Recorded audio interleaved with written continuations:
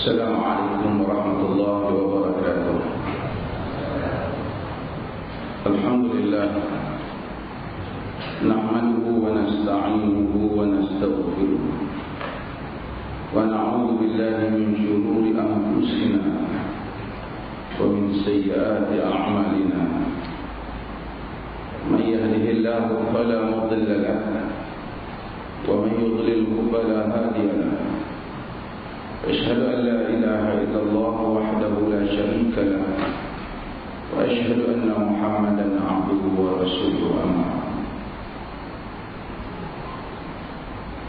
Hadirin dan hadirat yang dirahmati Allah Subhanahu wa taala.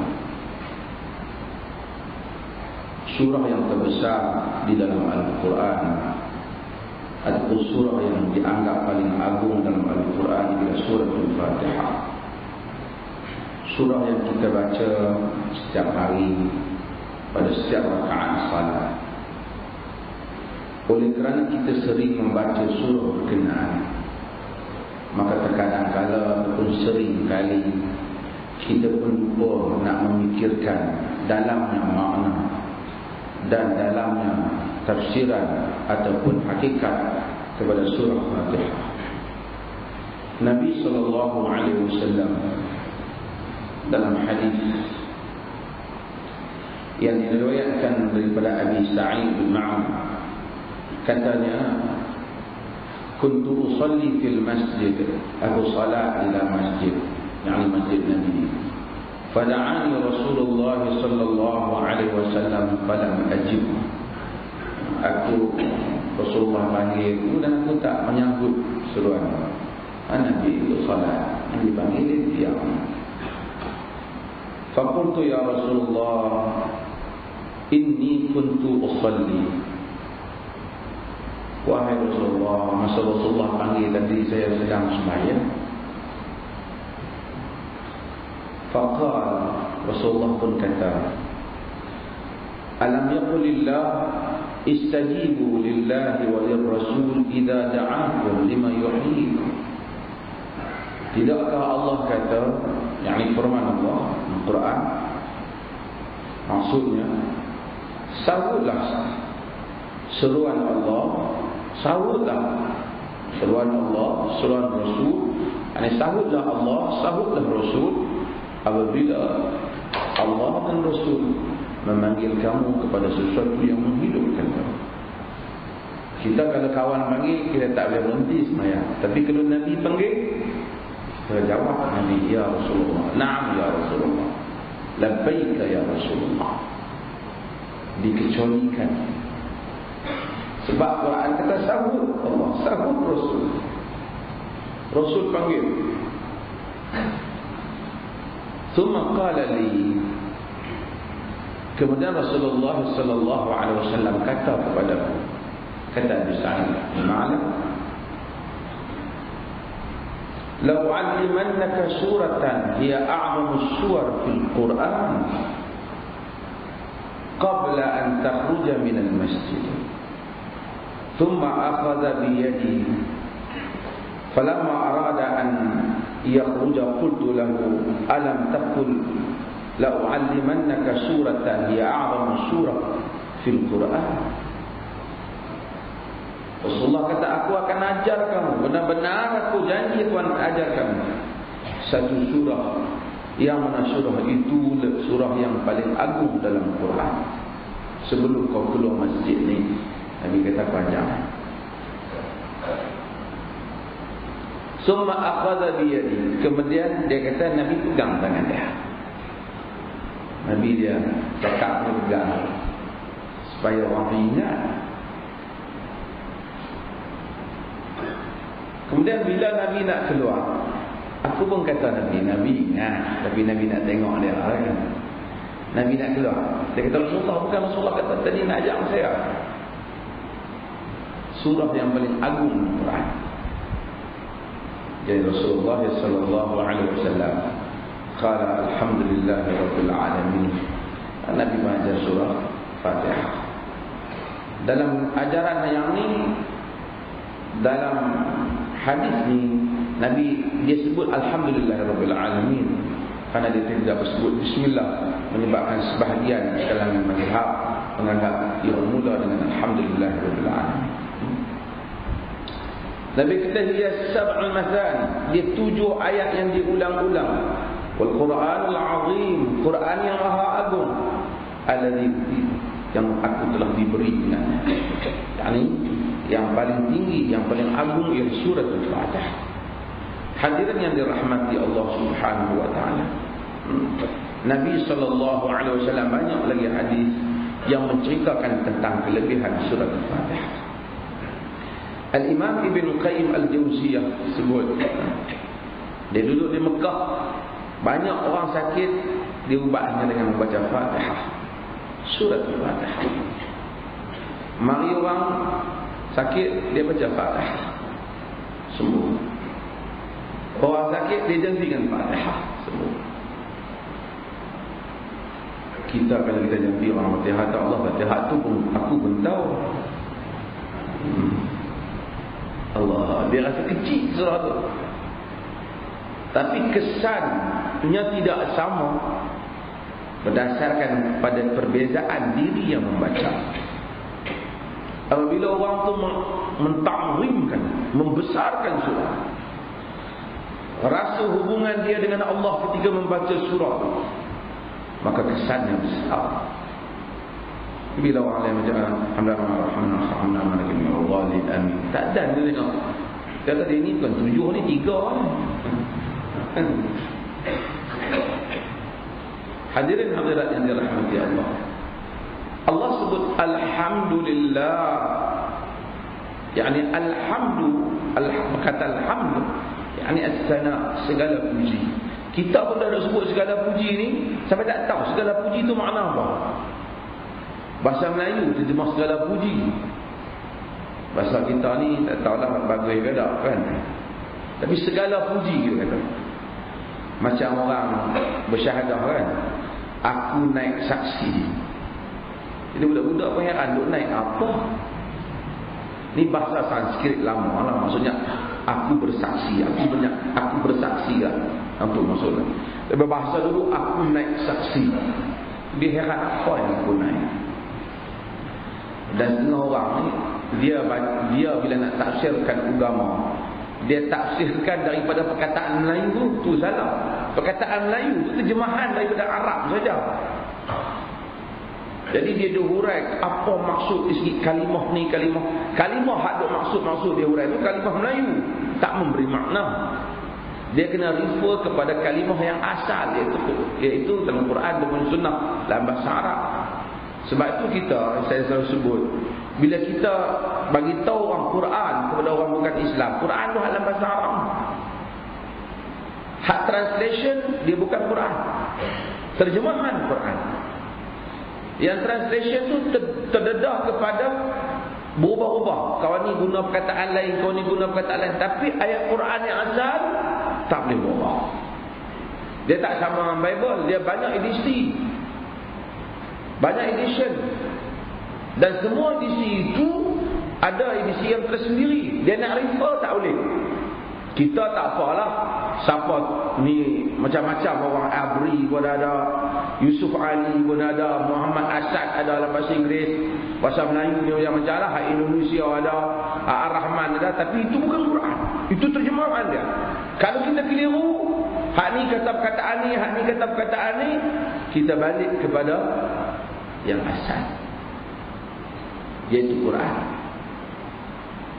Kadang penterjemah, dia kadang-kadang dia terjemah sebahagian tu apa yang ada dalam kepala dia, dia sebut kan, watlu alaihim naba abna adam, bacalah kepada mereka cerita dua anak Adam. Dia buat dalam kurungan tu Qabil dan Habil. Quran tak sebut pun Qabil dengan Habil. Quran kata dua orang anak Adam. Qabil dan Habil tu hang kata. Yang hang kata tu hang ambil daripada Israeliat. Saya tak katalah salah ke betul. Tapi bila kita kata tak ada, mana boleh ada dalam Quran ada. Kita tak ada. Dia ada hujah kita Quran terjemahan tu. Itu bukan, itu penterjemah.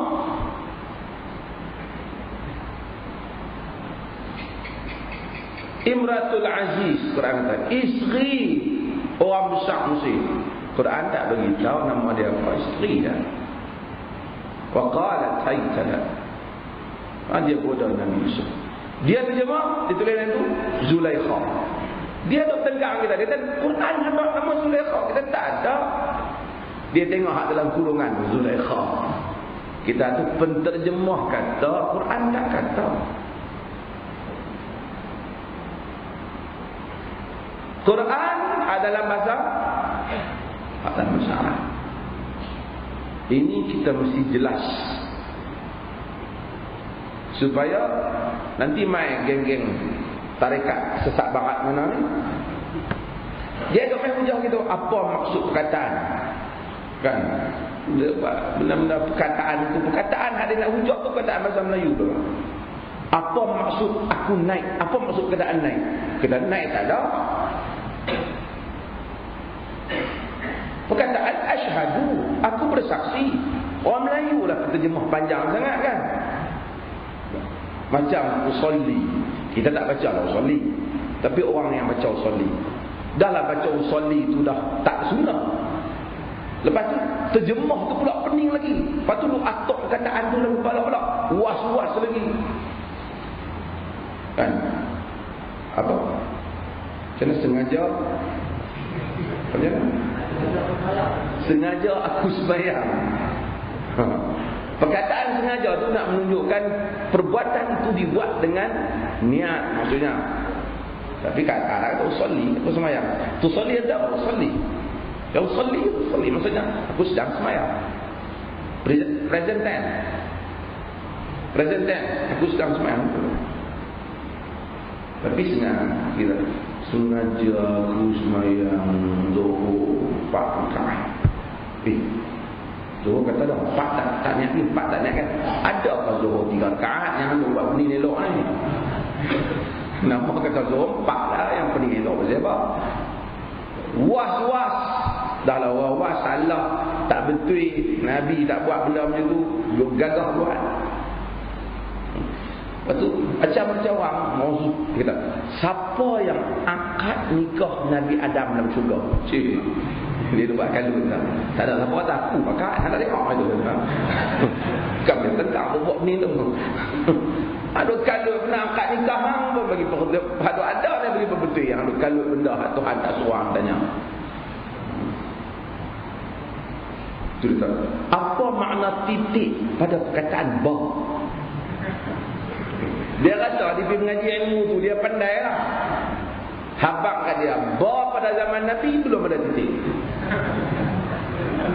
Ya, tak ada titik. Sebab orang Arab boleh tahu yang mana ba, yang mana ta, pasal dia tengok dia agak ayat kan. Kemudian bila ada orang tak tahu baca semua, buku titik kan. Baru buku titik untuk orang ajar aja. Dia duk kalut titik tu. Titik tu dia kata lambang apa satu-satu. Ni ta hak titik 2 cari pula. Tu mata dah. Tu hak ta titik 3 dah. Pening ah. Hak pentingnya tu jin, ni jin ada dia jin ada mata, tu jin. Jin tak ada mata, jin mata buta. Ni macam jin juga datang, jin pakai toncin. Hak tu mah hajak.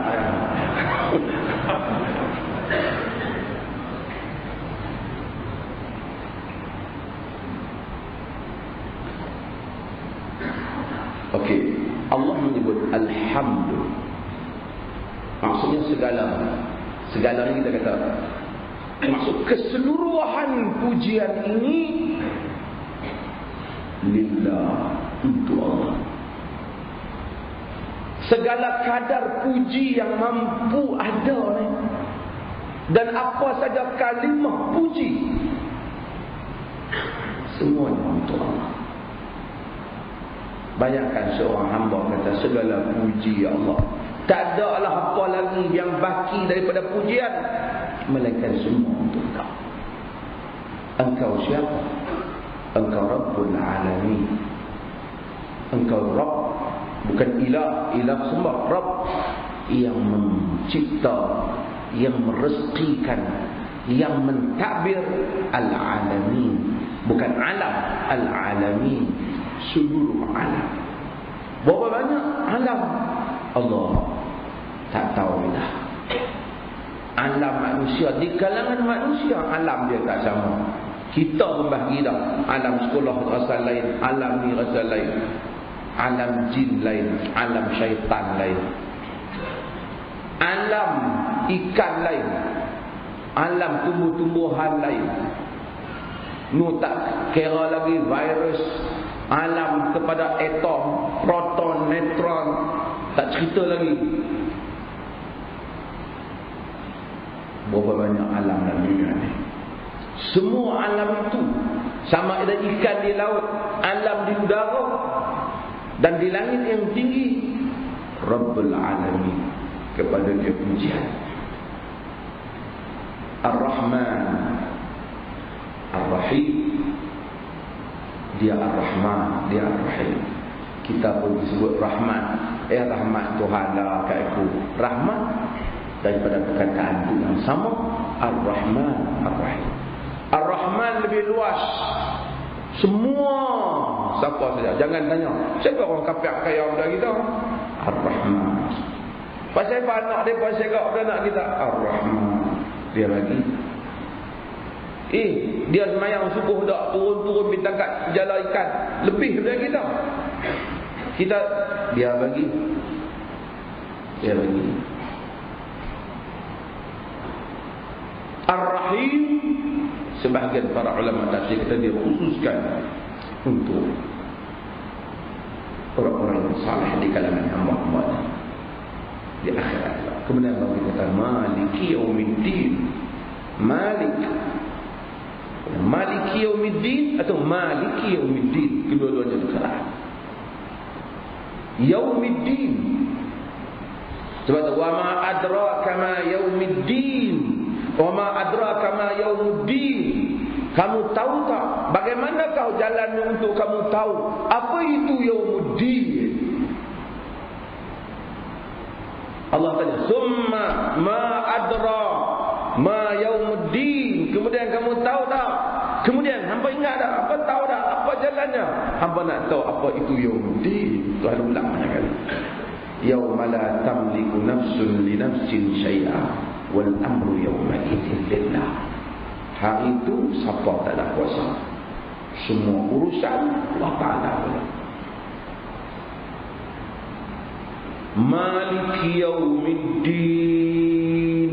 Bila kita sebut semua orang, bila kita hidup siang ni, orang tu ada kuasa, orang ni ada ni, orang ni kata hak aku, orang ni kata yang ni berwilayah, dia punya tanah ni, dia punya kerajaan ni, dia punya yang ni, dia berkuasa. Tapi bila kita sebut Maliki Yaumiddin, bila mari Yaumiddin, tak ada dua kuasa, tak ada tumpang-tumpang sikit pun tak ada.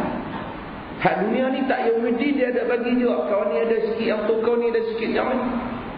Tapi Maliki Yaumiddin, dia memiliki Yaumiddin. Setelah kita tahu itu, kemuncak kepada Quran keseluruhan. Iyyaka na'budu wa iyyaka nasta'in. Tuan-tuan, semua hak kita mengaji, apa saja dia mengaji agama, apa saja semua ajak, dia satu saja matlamatnya. Iyyaka na'budu wa iyyaka nasta'in. Iyyaka na'budu, iyyaka engkau. Sebab tu dia terjemah hanya engkau. Pasal dia mula iya dulu, dia tak kata na'budu iyyaka wa nasta'in iyyaka.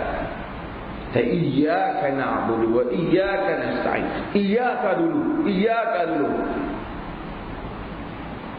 Maksud hanya engkau kami sembah, kami ibadat hanya engkau.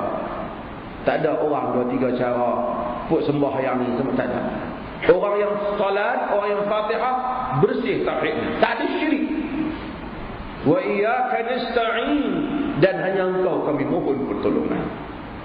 Tapi kalau dia semayang, dia mohon pertolongan selain daripada Allah, dia tidak, dia bukan hamba yang menghayati Fatihatul Kitab. Dan perjuangan kita dalam sunnah ini nak menegakkan iyyaka na'budu. supaya orang hanya sembah Allah dengan cara yang Allah mau. Ramai orang sembah Allah tapi dengan cara yang mereka mau. Hapi henduk di tubuh, henduk di sini, cukup kepala, pakai baju kuning, semua kata sembah Tuhan. Tapi kita sembah Allah dengan cara yang Allah mau. Maka kita tak tambah. Dia kata maghrib 3-3. Dia kata isya 4-4. Kalau kita tarjim lebih nak buat 8, 6, 7, kita tak buat. Iyyaka na'budu. Kami sembah Engkau. Lagi kena ada ayat apa? Iyyaka na'budu wa iyyaka nasta'in. Kami minta tolong Engkau. Orang yang semayang tak pernah pergi kat bomo. Orang yang semayang tak pergi tilik kat orang. Orang yang semayang tak rasa ada kuasa lain boleh tolong dia. Lakunya bomo dan lakunya filem hantu di Malaysia ni, salah satu sebabnya ialah bukan mereka ni tak semayang, tapi mereka tidak ada iyyaka na'budu wa iyyaka nasta'in. Sebab tu kita pelik bila orang semayang dia ghaflah. Pas semayang aku ni tak tahu nak cari mana lah, nak bergantung kat siapa lah. Gantung Allah. Manusia sebab musabab. Tak apalah sebab musabab tu, tapi kita tetap percaya rezeki kita, semua yang Allah nak kurnia di sisi Allah. Kalau Allah beri, tidak ada tangan yang boleh menghalang. Kalau Allah halang, tidak ada tangan yang boleh memberi. Allahumma la mani' lima a'taita wa la mu'ti lima mana'ta. Tuan-tuan percaya. Percaya yang lain dalam hidup kita. Percaya. Manusia rancanglah apa pun kita percaya. Tuhan bagi, tak ada siapa larang. Tak ada siapa boleh halang. Tuhan halang, tak ada siapa boleh bagi. Walaupun orang kata, saya ada kawan baru ni, dia kata orang yang paling mudah di Malaysia ni nak dapat apa-apa pun pekerjaan ke urusannya ialah orang mengandung. Orang kalau orang cacat tangan ke buta ke apa, kalau pergi minta apa pun dengan lawan orang mengandung, menang kat orang mengandung. Sebab kata dia orang mengandung ni dia ada orang dalam. Bila ada orang dalam semua benda boleh.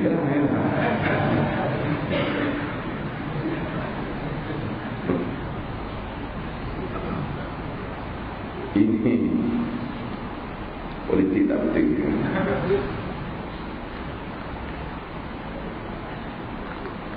Hadirin yang dirahmati Allah Subhanahu wa taala.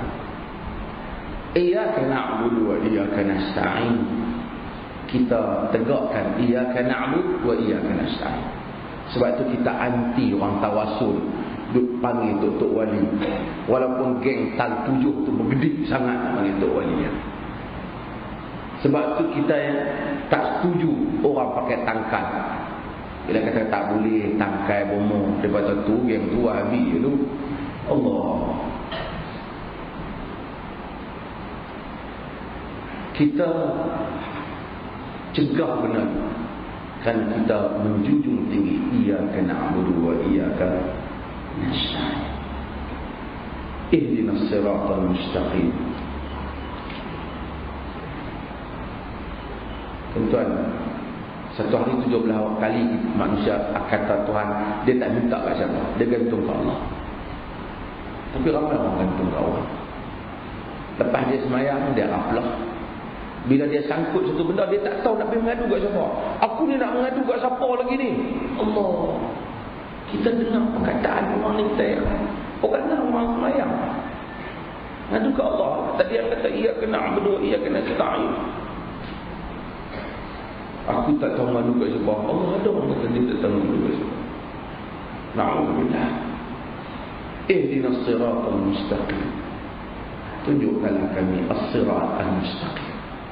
Tuan-tuan, orang semayang yang mengadu pada Allah, dia masih lagi perlu minta hidayah, iaitu hidayah taufik dan irsyad yang selama ini kita sebut.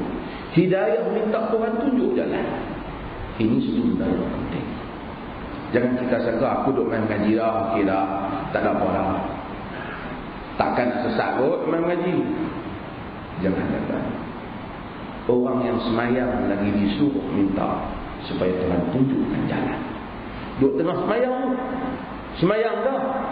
Tapi bukan semua yang semayang menemui, setelah dia tahu semayang yang betul, Tuhan yang betul, belum tentu diberikan kurniaan perasaan yang betul untuk duduk dengan iman yang betul.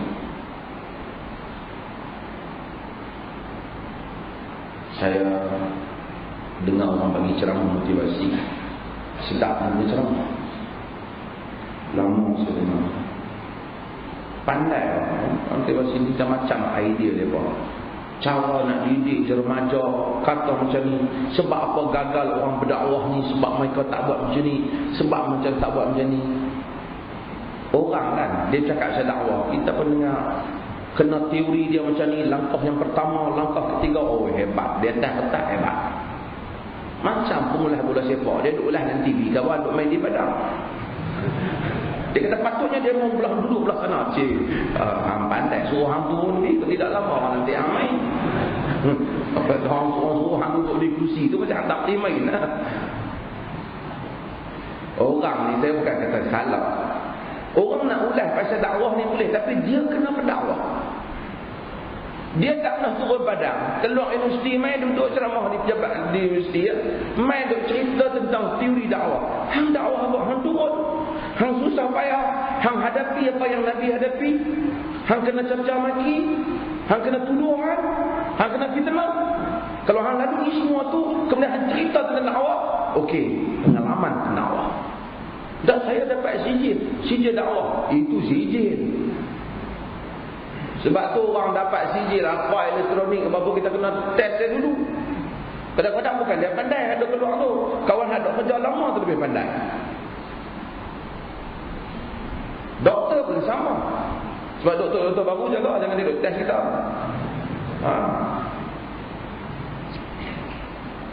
Jadi tikus mondok ke dah.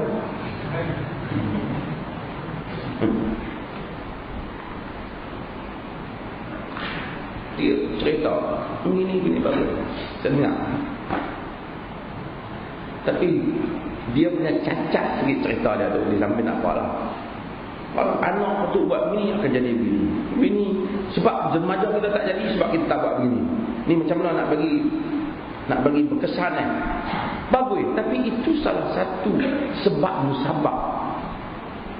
Hakikat hidayah di tangan Allah Azza wa Jalla. Hamba itu perlu nak kepada hidayah, Allah memberikan hidayah.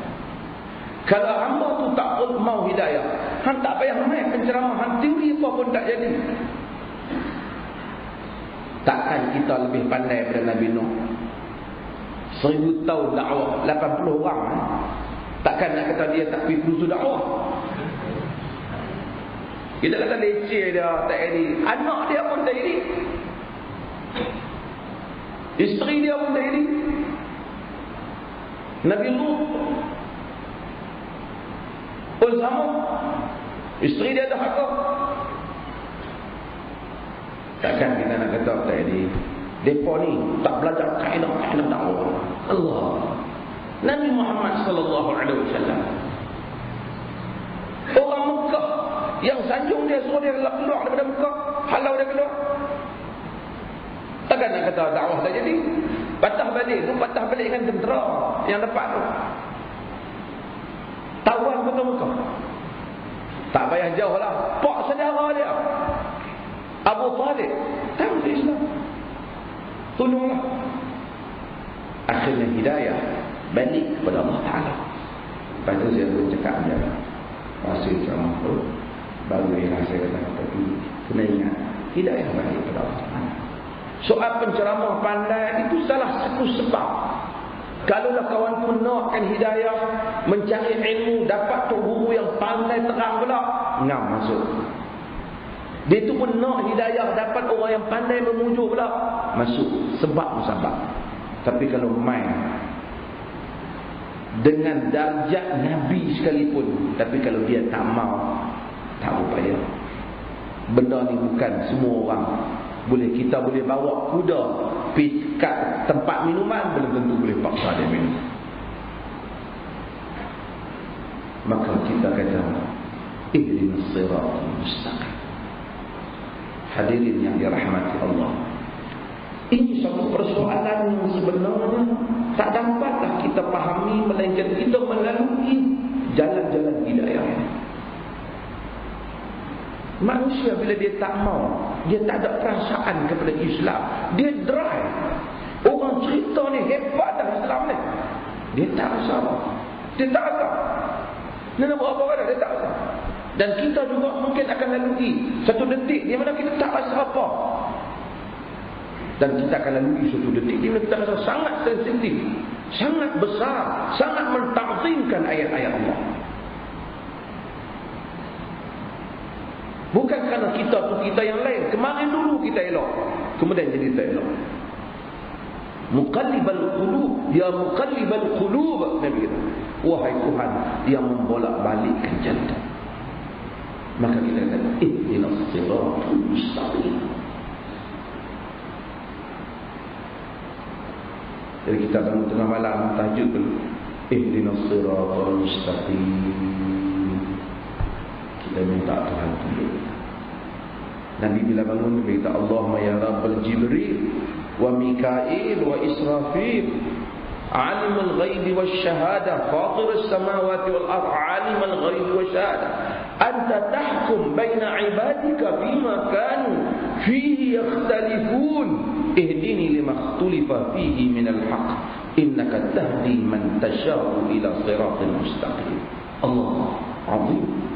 Nabi kata, Allahumma Rabbul Jibril wa Mikail wa Israfil.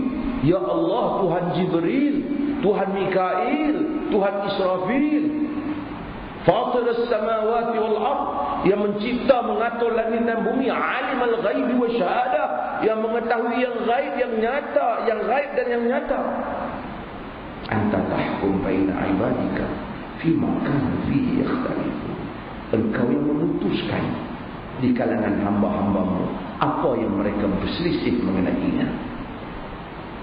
Ihdini lima ikhtulifa fihi minal haqqi biiznik. Tolong tunjukkanlah pada aku apa yang mereka selisihkan tu yang benar dengan izinmu. Innaka tahdi man tasha'u ila siratal mustaqim. Engkaulah yang menunjukkan siapa yang kau mau kepada jalan yang lurus. Nabi minta. Tambah kita zaman ni 10 orang tulis, 10 orang kata lain, 10 orang penceramah, 10 orang kata lain, semuanya kata dia betul. Kita kata, Allahumma Rabbal Jibril, wahai Tuhan Jibril, Tuhan tolong. Nak kira sedap, ramai orang sedap cakap. Nak kira lancar, ramai orang lancar lidahnya. Tapi siapakah yang bersama dengan hidayah Allah? Kadang-kadang kita pening. Orang yang hebat pening. Tambah orang yang baru belajar pening. Tak dapatlah kita mencari jalan ini jika tidak dibantu oleh Allah Ta'ala. Maka kita kata, ihdinas siratal mustaqim. Kita bangun lagi, Allahu Akbar, kita baca iftitah, antara iftitah Nabi tadi, Allahumma Rabbul Jibril wa Mikail wa Israfil.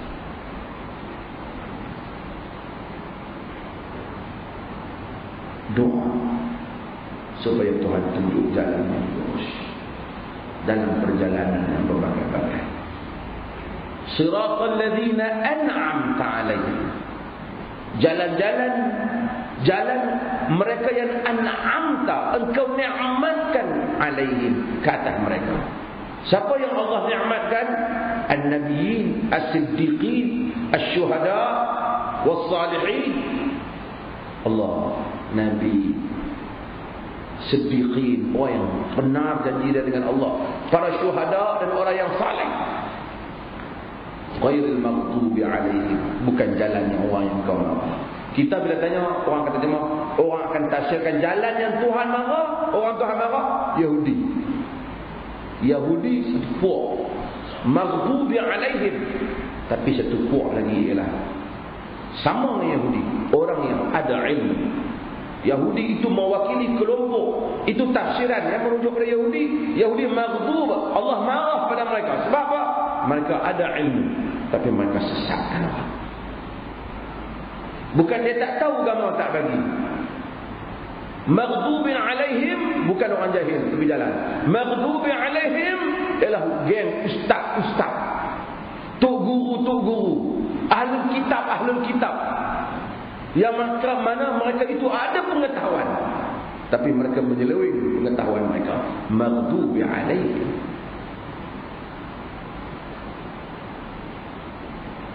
Hak bahagian kedua, walau dhalin, jangan pula orang yang sesat. Hak ni pengikut Yahudi, iaitu siapa dia? Kristian, yang terpengaruh penyelewengan Yahudi. Tapi diluaskan maknanya lagi, orang yang terpengaruh dengan orang-orang yang mana mereka ada ilmu agama, mereka keluarkan fatwa yang salah. Lalu orang pun menyeleweng, bukan kerana dia tu nak buat sesat, dia disesatkan. Dalil, dia sesat.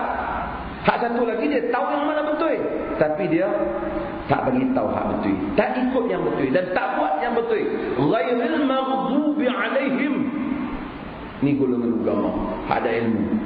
Waladhdallin, jangan pula hak sia-sia, hak ni hak kebanyakan yang pakai ikut saja. Maka kita kata ihdinas siratal mustaqim, siratal ladzina an'amta alaihim ghairil maghdubi alaihim waladdallin. Dan disunatkan kita untuk menyebut amin ketika kita melakukan salat. Hadirin dan hadirat yang dirahmati Allah, oleh kerana kuliah ini adalah kuliah yang terakhir, karena insya-Allah saya akan ke Oxford untuk tuntutan doa saya pada Sabtu ini selama 10 bulan sebagai visiting scholar untuk Oxford Center for Islamic Study, OSIS. InsyaAllah kita tangguhlah kuliah ni selama 10 bulan. Celah-celah tu boleh balik boleh lah. Saya nak baca hadis yang kita langkau sikit lah, tapi dalam bab yang selepas daripada tu sikit, beberapa hadis, iaitu bab nahi an itian al-kahan wal munajjimin wal urrah wa ashabur ram wa tawariq bil hasa was sya'ir wa nahwu dzalik. Bab larangan mendatangi golongan, mendatangi kahin. Kahin ni tukang tilik. Tuan-tuan tengok hadis tu juga, hadis yang kita baca tu juga, lepas daripada tu masuk tajuk baru sikit. Ada hadis baru. Hadis yang mana kita baca itu juga. Ada bab baru, bab lepas daripada tu. Betul-betul bab lepas daripada tu.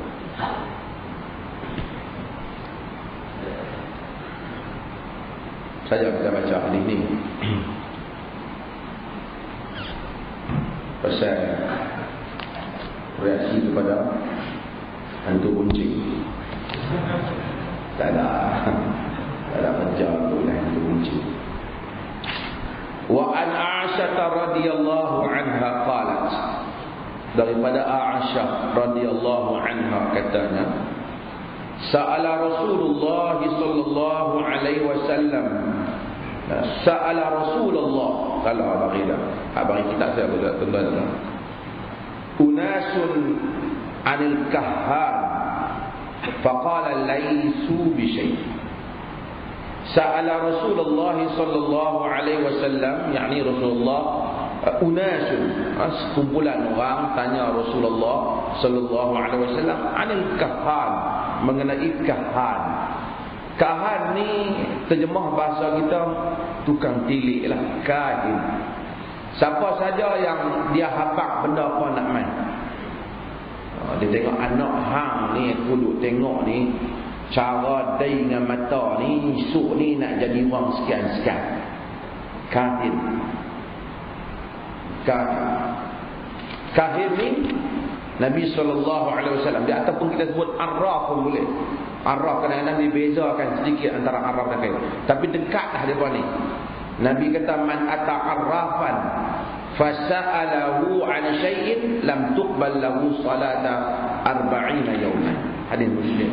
Siapa yang datang kepada arraf, orang hadut kenal apa-apa nak jadi ni, duk tilik ni, dan kemudian dia tanya, dia kata, hang tanya ni, untuk ni dia ni pandai ramal ni. Dia tanya saja, tak kira betul ke tak ni, percaya ke tak, Nabi kita tak diterima semayang dia 40 hari. Bukan semayang tak sah, kalau tak semayang satu hari pula. Semayang sah, pahala tak dapat. Kalau tak semayang, kes baru buat, kes tak semayang lagi, dosa atas lagi main. Duk kita tanya, tahu. Sebab tu kalau kita tak percaya daripada awal, kita tanya nak lawan dia. Tu mengarut. Kita nak tanya tu tanya sebagai satu benda lucu yang mana kita nak jawab balik dia. Saja kita nak kata balik ke dia. Hang kata apa? Tapi untuk kita hujah tak apa. Kalau kita tanya lepas tu kita pun duk balik fikir, betul juga macam ni kata. Macam kita duk pergi baca tu, apa? Tarikh lahir bintang kita kan, ataupun tu penceramah motivasi tilik nasib tu. Apa tengok nasib anda tengah apa melalui tarikh lahir. Itu semua pi tu sekali pi 40 hari.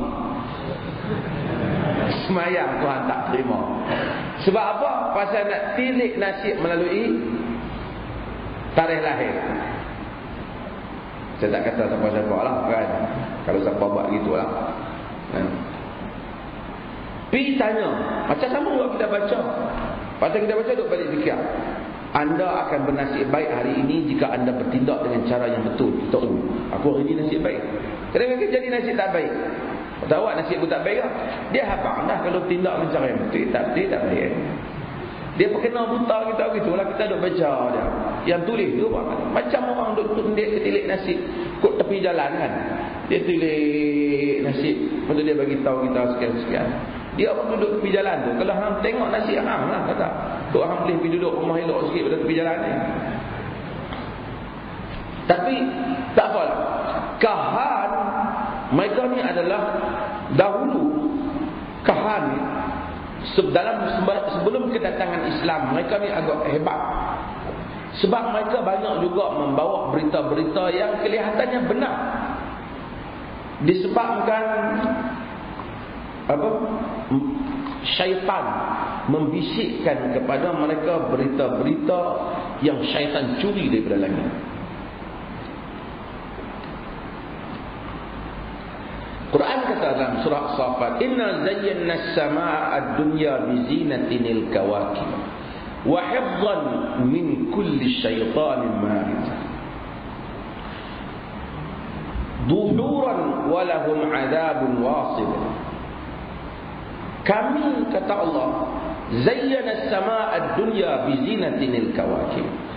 Kami hiaskan langit dunia bi zinatinil kawakib, dengan perhiasan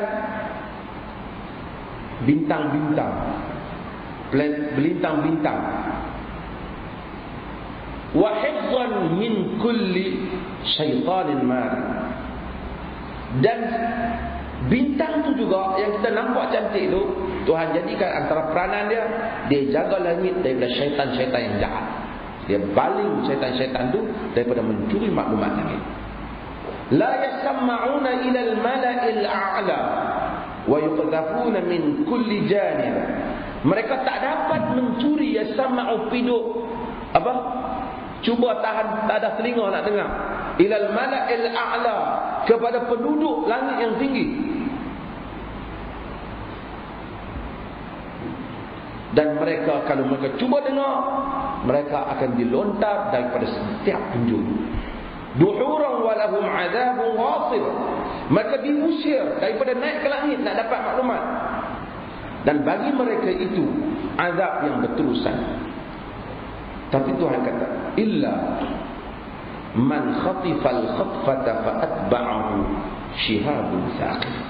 Kecuali ada yang mencuri beberapa curian dengar, dan dia akan diikuti dengan lontaran yang menusuk. Dia try to dengar. Artinya sebelum daripada kedatangan kelahiran Nabi, syaitan-syaitan ni memang dia naik pergi curi maklumat. Dan bila dia curi maklumat, dia bagi maklumat ini kepada semua ni tukang-tukang tilik. Tukang-tukang tilik banyak memberikan maklumat-maklumat yang agak-agak macam benar. Termasuk bila mereka merujuk tentang kelahiran Nabi, tukang tilik bagi detail tentang Nabi nak lahir. Sebab dia curi maklumat lagi. Tapi akhirnya Tuhan jadikan bintang, salah satu peranannya komet semua ni, menghalau syaitan. Allah kata Rasulullah, la yasma'una ila al-mala'il a'la. Mereka tak dapat lagi pergi curi. Walahum adzabun wasif. Bagi mereka itu azab yang Tuhan, yang pedih yang Allah bagi, yang berterusan. Duhuran walahum adzabun wasif. Maka diusir bagi mereka itu azab yang berterusan. Tapi Tuhan kata ada yang mencuri, ada yang mencuri. Jadi sebab itu tukang-tukang tilik zaman dulu, kalau tuan-tuan baca dalam sejarah, mereka tilik itu tilik, dan tilikkan mereka dianggap benar oleh penduduk itu. Apa yang akan berlaku? Kerana syaitan mencuri, syaitanul marid ini mencuri maklumat perbincangan langit. Perbincangan langit. Nabi SAW, orang tanya dia anil kahan, tentang puak ni, puak tukang tilik ni, bomo tilik ni. Faqala laisu bi syai'. Nabi kata tak ada apa-apa mengarut dia. Faqalu ya Rasulullah innahum yuhaddithunana ahyanan bi syai'in fayakunu haqqan. Wahai Rasulullah, mereka innahum yuhaddithunana ahyanan bi syai'in fayakunu haqqan. Mereka itu cerita kepada kami sesuatu benda yang kadang-kadang betul. Hak tok bomo tilik dok habaq ni jadi sungguh. Hak dia habaq tu betul. Faqala Rasulullah, Nabi pun kata, tilkal kalimatu minal haqq yakhtafuha al-jinni fayaqurruha fi uduni walihi qarrad dajjaja fayakhlituna fiha akthara min 100 kalimah. Muttafaqun alaihi riwayat Bukhari. Nabi kata itu kalimah yang benar yang dicuri oleh jin.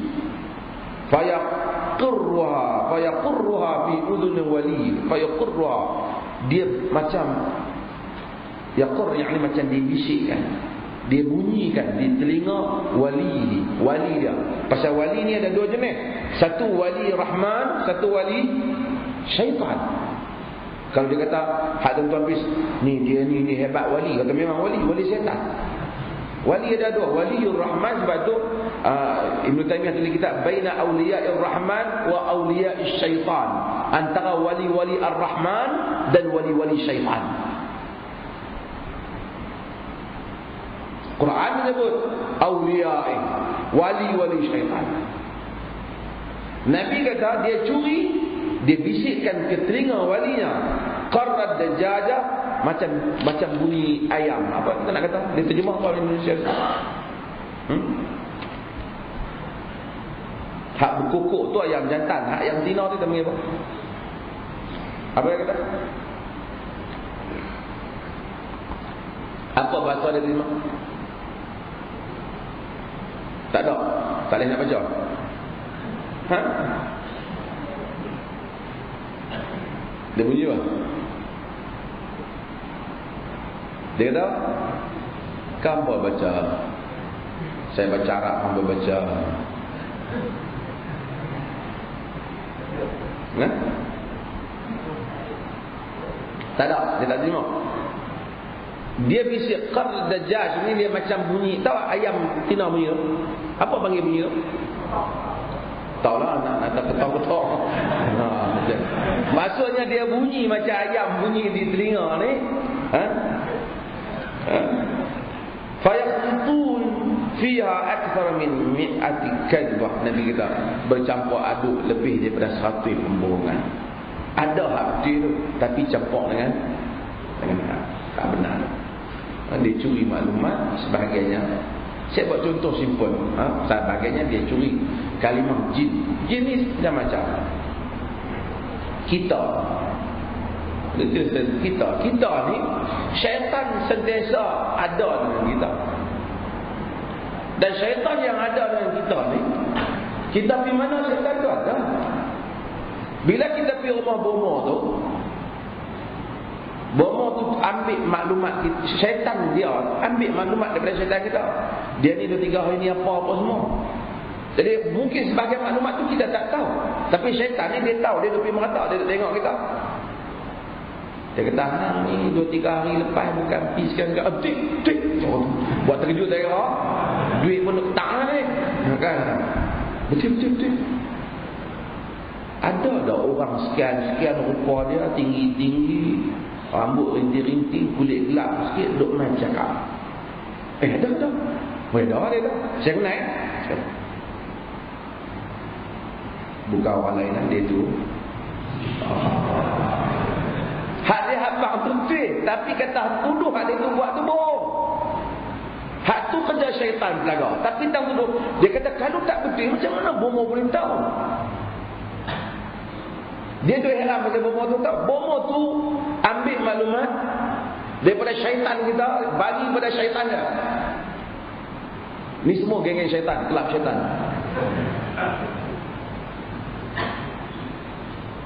Jadi dia bagi maklumat, dia bisik, dia tengok dia bagi maklumat. Hak betulnya hak tu saja. Hak lain tu bomo periak, dia perendang lah.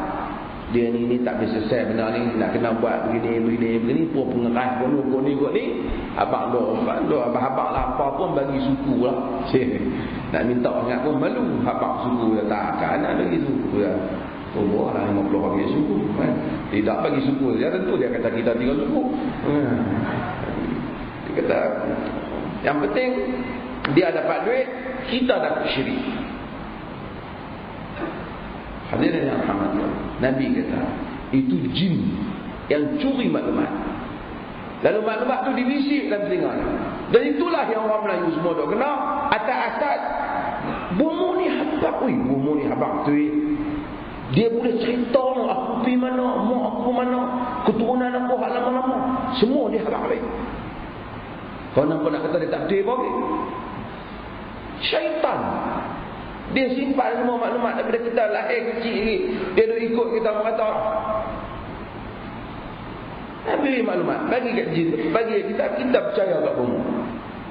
Sebab tu agama lah. Bila agama datang, agama menentang ni superstition. Garut-garut. Pergi cari kat bomo, sama orang tikam ekor. Pergi tanya, Tok Mu, apa nombor? Kalau Tok Mu tahu, Tok Mu dululah tikam. Bukan apa dah bodoh semasa tu. Dia pun duduk pakai zak, duk katok situ, rumah pun naik cerut-cerut.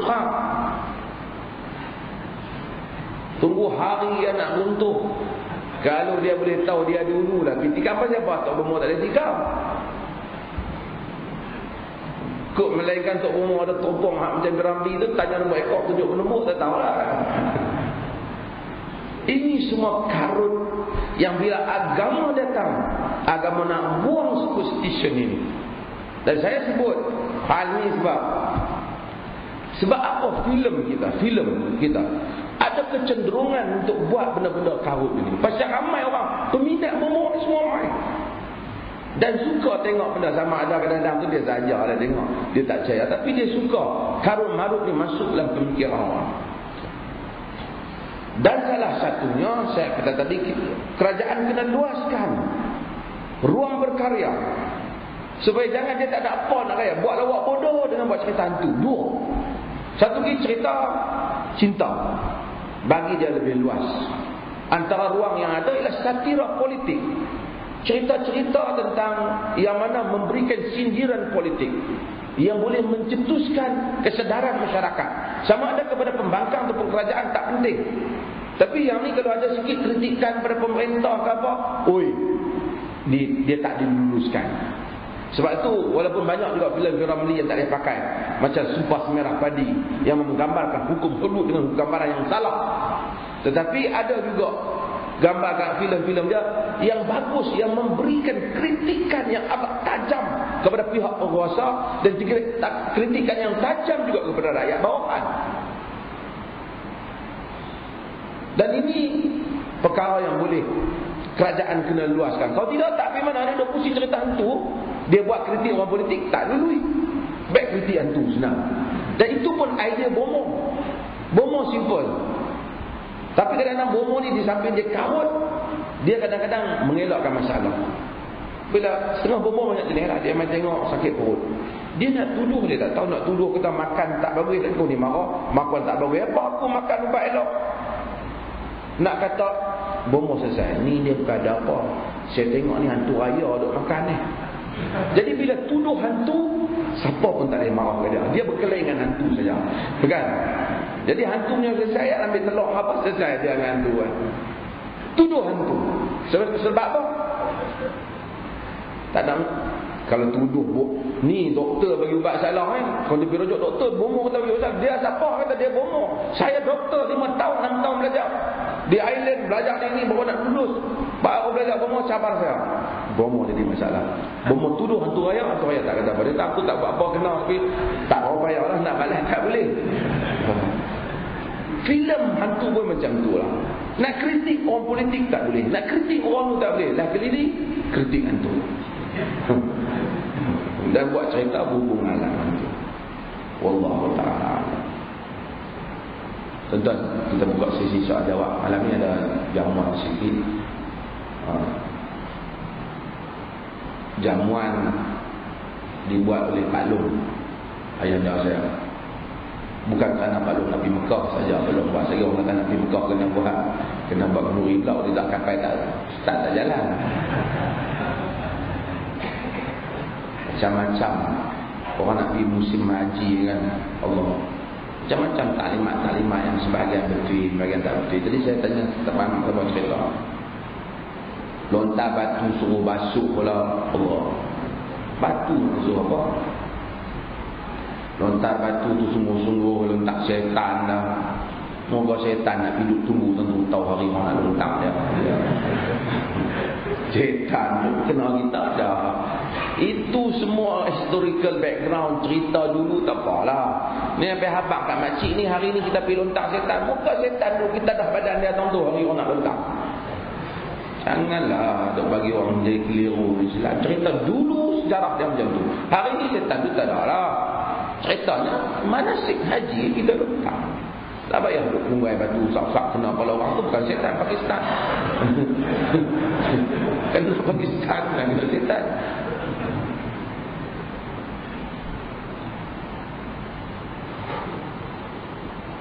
Okay, ada soalan apa lagi?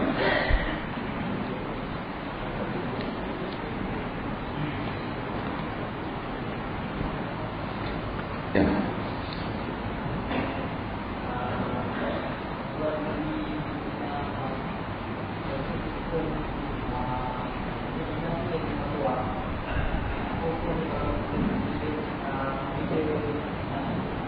Membina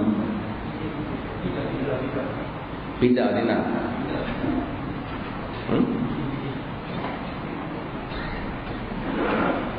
pindah dia nak emas dengan emas, dalam zahab berzahab, emas dengan emas. Tak boleh berlaku pertukaran yang menyebabkan berbeza kalau emas ditukar dengan emas. Kalau ada perbezaan pertukaran jadi riba. Perak dengan perak dan semua mata wang dengan barang makanan asasi membabit bukan pemenang. Dinar emas ni berlaku perbincangan sekarang. Dinar emas. Saya nak menangguhkan. Cuma dalam dinar emas ni ada dua. Satu, pertama harga dinar tu sendiri emas tu, pasal kita bila kita tukar dengan wang yang backupnya lain. Wang kertas ni backupnya dua, bukan backupnya emas. Kadang-kadang backupnya itu politik. Dan banyak lagi dalam dunia ni. Pasal apatah lagi apabila dia bersandar dengan wang mata wang Amerika dan seumpamanya, yang kita sebut the value of the money is not in the money. Tidak ada value di situ. Tapi bila kita beli bak emas, Kadang-kadang harga dia berbeza walaupun timbangannya sama. Boleh jika sekiranya perbezaan itu disebabkan oleh kerana reka bentuk benda. Yang mana reka bentuk tu memerlukan kos. Memerlukan kos. Maksudnya kita cincin sama berat, tapi yang ni dia susah dia nak buat benda tu. Jadi oleh kerana dia ada upah pembikinan itu, maka harga dia berbeza. Kalau kerana perbezaan itu, maka tidak mengapa. Termasuklah tadi mentawang tu, dia adakah nilai-nilai itu kena nak dibincang lagi. Ada soalan? Ya.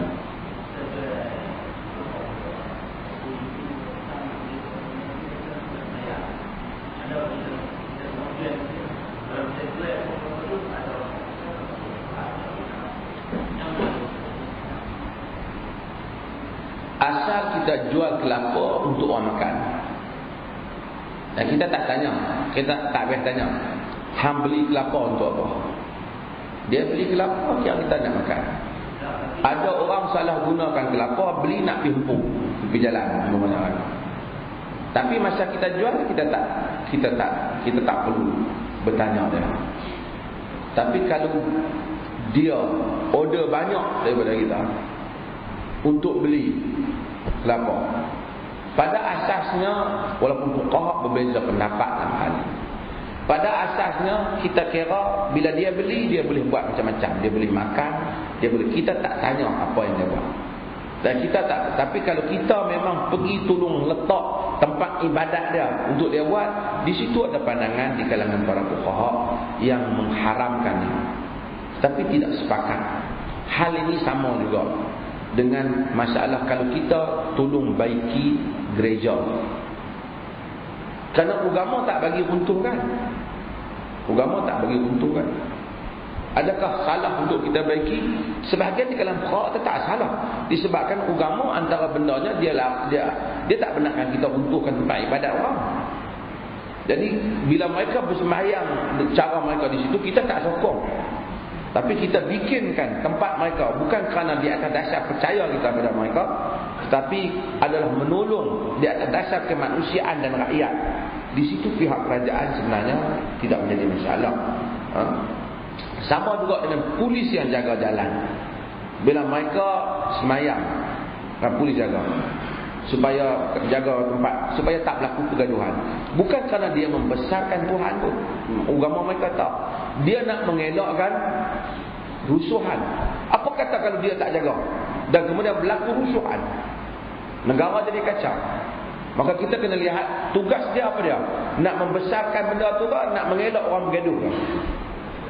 Dan itu hendaklah kita kena saya selalu cakap benda ni kepada kawan-kawan yang kadang-kadang mereka ada semangat politik. Mereka cakap lah, besok mereka dah memerintah, mereka bagi alasan untuk diri mereka. Dulu orang bagi, mereka tak terima.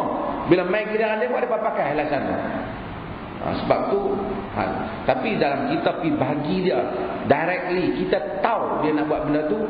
Sebahagian para fuqaha dan saya pun menasihatkan, kalau boleh kita elak. Sebab itu macam kita bertolong-tolongan. Walaupun kita tak tolong, kita bagi, kita jual barang, tapi macam ada unsur tolong dalam perkara yang tidak kebajikan dan perkara syirik. Tapi asalnya dia memang kata, saya jual sama you untuk you minum. Apa you mau bikin, saya tak beritahu. Saya tak faham. Ada salah? Ya.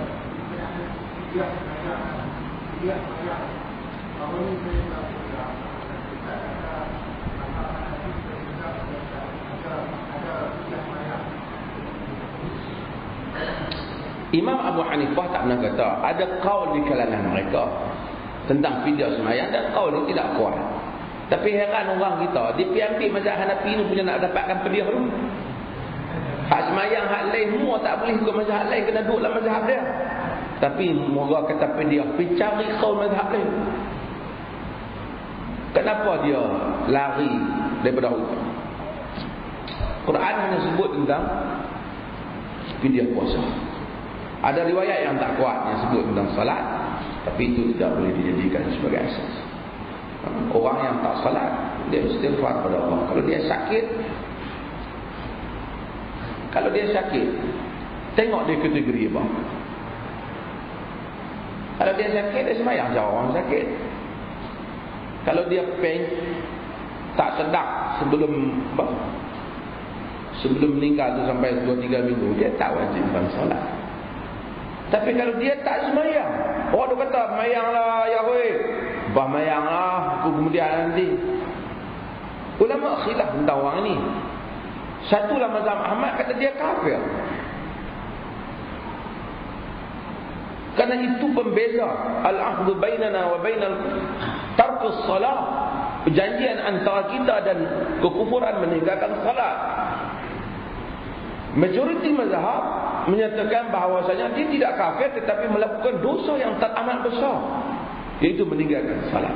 Hampir menjadi kafir. Takkan nak boleh tebus dengan dia. Orang kalau yang lain itu ada masalah ni, ada masalah. Tapi kalau dia tinggal sembahyang, dia memang cukup bermasalah. Memang cukup bermasalah. Sebab tu kita ikhtiar macam mana orang ni kalau boleh bagilah dia salat.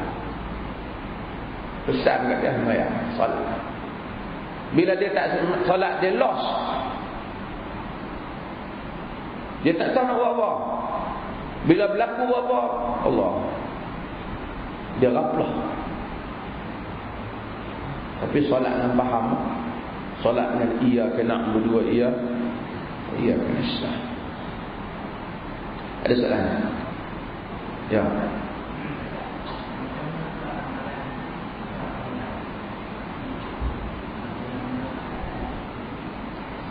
Ramalan masa akan datang. Ramal ni ada berapa jenis. Kita ramal benda yang kita tak ada asas, melainkan macam kita tahu yang gaib. Itu ramalan itu yang dimaksudkan sebagai yang dibuat oleh kahan ataupun yang dilarang oleh agama. Tapi kalau kita meramal di atas benda yang ada asas-asas alam, kita tengok rasa panas, kita kata ni nak hujan ni. Dan saintifiknya betul. Wak daripada bumi ni tak boleh dihalang oleh awan yang tebal rasa panas. Kerana awan yang tebal tu tanda adanya dia mengandungi air, dan air itu kan turun sebagai hujan. Scientifically betul. Jadi ada asas-asasnya. Kita pegang badan anak kita rasa, anak ni nak demam ni, rasa panas ni. Pasal ada asas yang Allah jadikan manusia boleh perhati dan manusia boleh. Tak boleh lah orang tua tu bukan tak baik mak tahu, mak jadi tukang tilik kan. No, bukan. Yang ni pasal ada asas dia. Tapi tak boleh lah dia kata seorang tu kalau berjalan sengit belah kiri ke, berjalan sengit belah kanan ke, maka dia tu nak jadi kaya masa depan. Itu tak betul. Itu tidak ada apa asas petunjuk. Tak ada asas petunjuk. Tapi tengok muka dia merah ni, muka merah tak mandi nak demam ni. Sebab ada asas. Macam orang ramal, masa depan ekonomi kita akan jatuh disebabkan sekian-sekian faktor. Ada asas yang boleh dia pegang dalam kehidupan alam. Sama kan ramalan kaji cuaca. Tapi kita tetap tahu akhirnya benda ni di tangan Allah Azza wa Jalla. Dia bukan kata dia duduk saja-saja mai kita duduk ramal apa nak jadi. Tak. Spirit come in the point kata tak. Bukan. Dia buat tu kerana dia tengok kaji awan, kaji apa, dia pakai asas sebab dia ramalan kaji cuaca. It's not confirm. Dia tak confirm. Tapi dia tahu bahawasanya benda ni kemungkinan akan berlaku. Disebabkan kerana faktor-faktor. Faktor-faktor. Jadi kita kena bezakanlah. Macam saya sebut apa? Yang doktor tu lah juga. Itu kan. Doktor sama. Kan? Kalau kita minta tolong kat doktor atas asas kehidupan. Doktor, saya ni demam, tolonglah macam mana tengok sikit ni ubat ke apa. Tok pun test kita tengok yang ni kita kena sejarum tengok. Doktor pun bagi sejarum, kita pun balik. Sebab musabab Allah bagi dan kita pun sihat, alhamdulillah. Mai pula doktor tengok doktor kedai klinik tutup. Tanya mana doktor? Doktor mati dah. Inna lillahi wa inna ilaihi raji'un. Allah kata, betul ke? Saya demam pula dah. Doktor mati mana? Dia kubur dari belakang masjid. Assalamualaikum doktor, demam pula dah. Dia faham dah doktor mati. Nampak macam dia minta lah doktor bagi semua. Macam mana doktor duduk itu ni, doktor tolong saya bagi sihat. Ni saya main sekali lagi doktor duduk dalam kubur, tolonglah bagi saya kebah balik. Hak dulu minta tu halal, syar'i. Hak kedua minta ni syirik. Pasal tak ada sebab musabab dah yang boleh doktor tu dia duduk ke dalam lah, tak boleh nak buat dah. Kok kata dia keluar tangan dia cak bagi sejarah pada kita, itu tak tahu. Kan?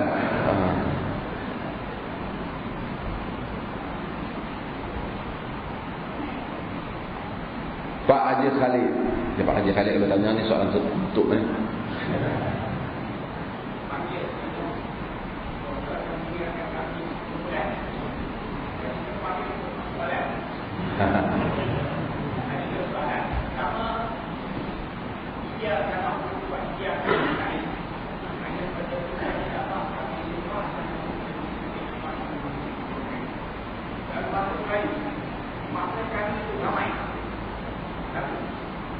Ya.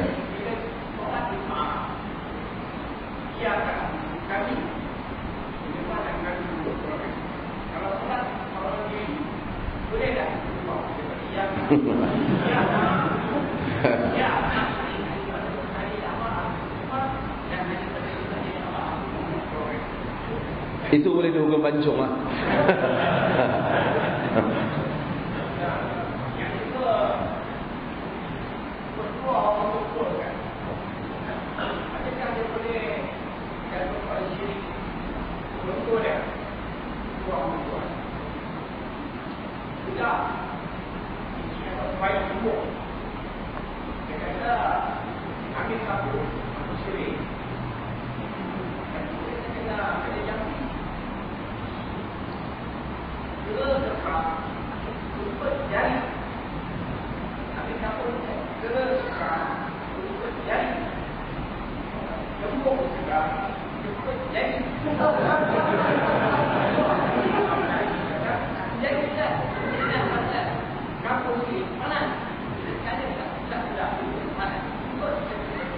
Apa kaitan perut kita dengan kerak eh?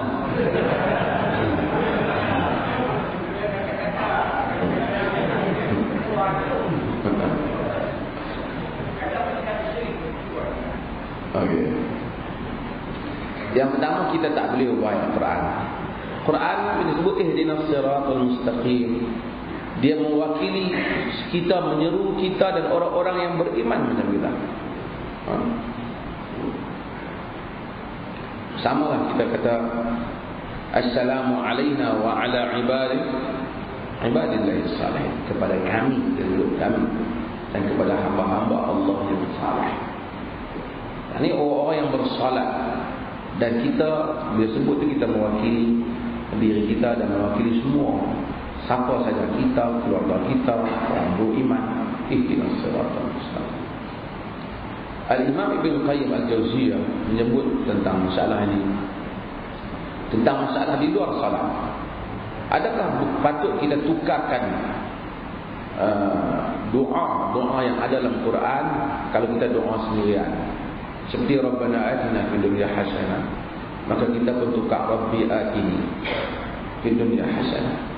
Al-Imam Ibn Qayyim menyatakan yang afdalnya, walaupun kita seorang dan walaupun bukan Quran, kita doa di luar sembahyang, maka kita kekalkan dengan lafaz Quran, kerana kita mengambil keberkatan daripada lafaz Quran.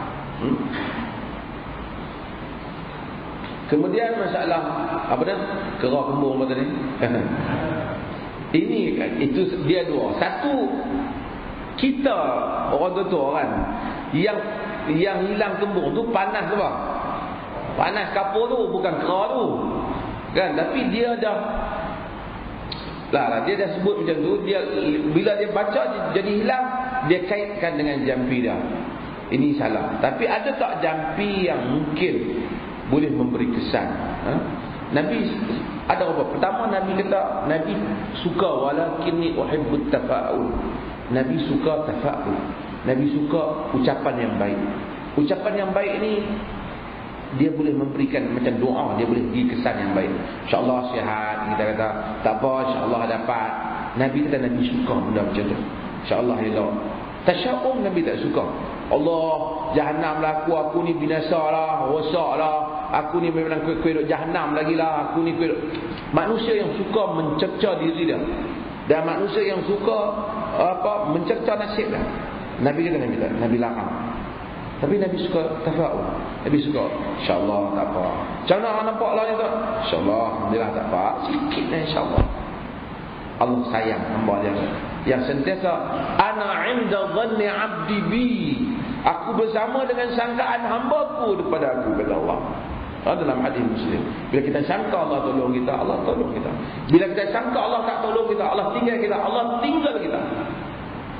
Pasal kita sangka salah. Kemudian jampi. Boleh tak kita jampi dalam bahasa Melayu? Tok Wan kita ajak jampi Jawa. Boleh, dengan syarat kita faham, dengan syarat tidak ada syirik. Walaupun kadang-kadang tidak ada ayat Quran, tak apa. Bila dulu sahabat mereka jampi masa jahiliyah. Bila Islam datang, mereka tanya, boleh tak kami jampi lagi zaman jahiliyah? Hak kami duk guna jampi ni. Nabi kata, "A'ridu 'alayya ruqakum, la ba'sa birruqa ma lam yakun fihi syirk." Hadis Muslim. Maka kamu bentangkan untuk aku jampi kamu, biar aku nak dengar. Tak apa jampi, Nabi kata, selagi tidak ada padanya syirik. Jadi kalau ada orang jampi benda yang tak ada syirik, tak ada khurafat, tak ada karut-marut, tak ada makna yang dia tak tahu, boleh. Tapi yang tadi tu saya tak kata boleh. Apa kaitan ternak perut dengan kerah pula? Tapi kalau dia kata dengan berkat Allah Ta'ala maka sembuhlah sekarang, misal cakap umum, tak ada yang Quran, tak ada hadis, tapi makna dia tak syirik, tak ada khurafat, tak ada. Boleh tak? Boleh. Boleh. Walaupun jampi itu bukanlah bahasa Arab, bahasa Melayu, mudah-mudahan boleh. Tapi yang tadi itu mungkin keras sekah tu pembayang kata kot. Orang Melayu pantun ke apa. Tapi cari lain daripada keras lah. Cari ikan ke apa. Wallahu ta'ala alam. Ada soalan ke? Ya.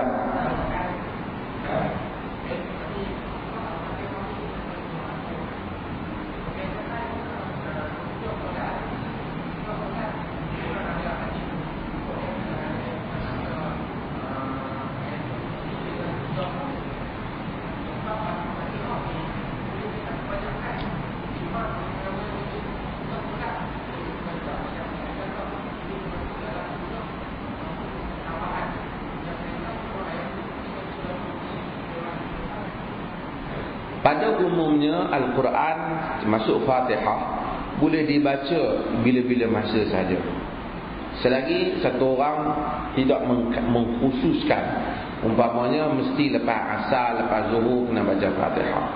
Seumumnya seorang baca apa-apa saja bacaan, daripada mana-mana surah dia boleh baca. Dia tak boleh kata pagi tak boleh baca Fatihah. Bahkan Ibn Taymiyah rahimahullah ta'ala, dia pernah selepas daripada waktu pagi dia baca Fatihah banyak kali. Dan ada hari lain dia baca ayat kursi banyak kali.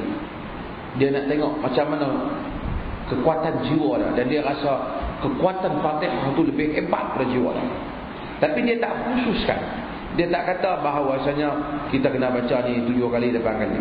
Tapi bila kita nak ikut bacaan yang ada jaminan hadis Nabi, yang ada khasiat dalam bahasa kita lah, seperti Nabi menyebut bacaan ayat kursi, ataupun bacaan-bacaan yang lain seperti hasbiyallahu la ilaha illahu alaihi tawakkaltu wa rabbul arsyil azim sebanyak 7 kali.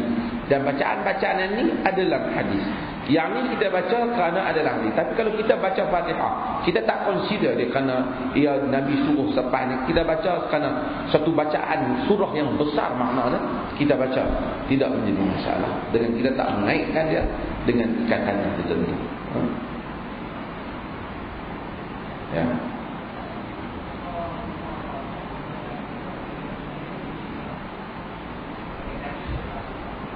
Macam mana?